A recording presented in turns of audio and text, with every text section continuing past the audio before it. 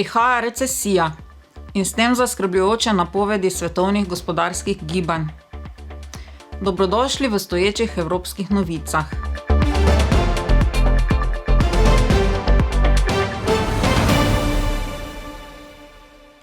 Mednarodni denarni sklad IMF je 26. julija objavil novelirane napovedi makroekonomskih gibanj za leti 2022 in 2023.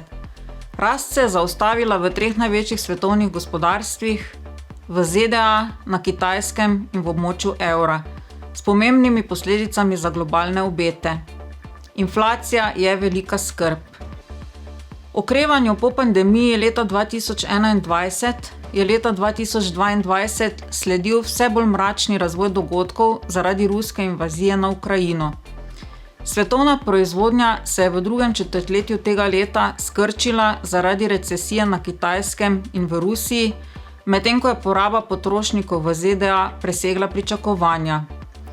Svetovno gospodarstvo, ki ga je že oslabila pandemija, je prizadelo več pretresov, in sicer višja inflacija po vsem svetu od pričakovane, zlasti v ZDA in v večjih evropskih gospodarstvih, kar je sprožilo zaostrene finančne pogoje. Upočasnitev gospodarske aktivnosti na Kitajskem, ki je hujša od pričakovane, kar je posledica izbruhov COVID-19 in lockdownov ter negativne posledice vojne v Ukrajini, ki je povzročila svetovni skok cen hrane in energije, zaradi česar so centralne banke močno zvišale obrestne mere. Osnovna napoved je, da se bo rast upočasnila z lanskih 6,1% na 3,2% v letu 2022 in 2,9% v letu 2023, kar je 0,4 in 0,7 odstotne točke manj kot v napovedi gibanj svetovnega gospodarstva aprila 2022.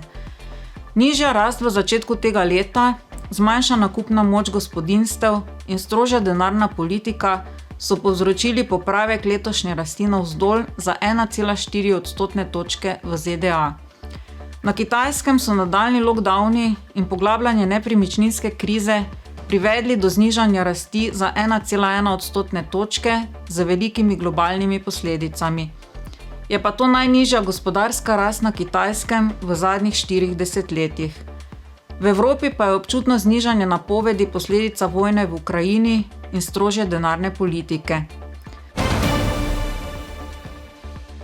Svetovna inflacija je bila popravljena navzgor zaradi naraščajočih cen hrane in energentov ter dolgotrajnih neravnovesij med ponudbo in povpraševanjem in naj bi letos dosegla 6,6% v razvitih gospodarstvih in 9,5% v gospodarstvih v razvoju, v Evropski uniji do 9,8% in do 8,9% v evroobmočju.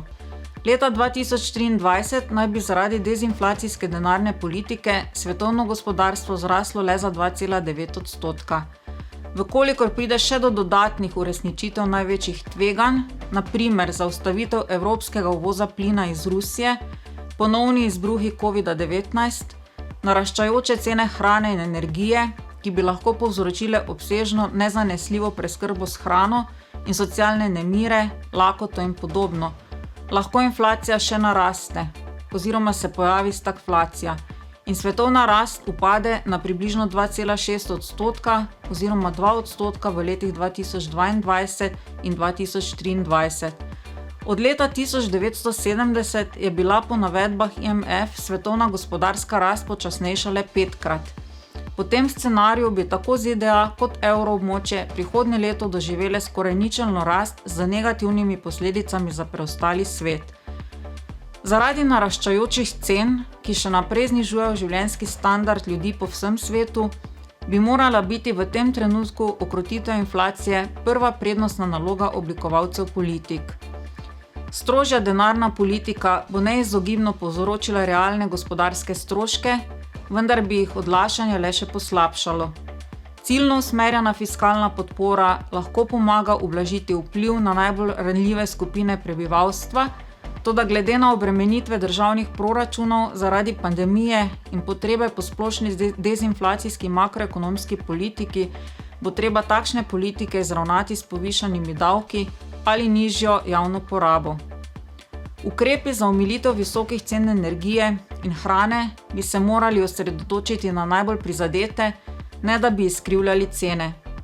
Izziv je tudi zagotavljanje finančne stabilnosti ob višjih stroških izposojanja denarja, zmanjšanih kreditnih tokovih, močnejšem dolarju in šibkejši rasti. In ker se pandemija nadaljuje, se je treba z ustreznimi ukrepi zaščititi pred prihodnjimi različicami. Ne nazadnje, blažitev podnebnih sprememb še naprej zahteva nujne večstranske ukrepe za omejitev emisij in povečanje naložb za pospešitev zelenega prehoda. Obeti so se torej od aprila močno poslabšale. Svet se bo morda kmalu znašel na robu svetovne recesije, le 2 leti po zadnji, kot meni glavni ekonomist pri IMF. Obeti zagotovo niso dobri in če se bodo temne napovedi uresničile, bo svetovno gospodarstvo doživelo enega največjih zlomov v zadnjih 50 letih.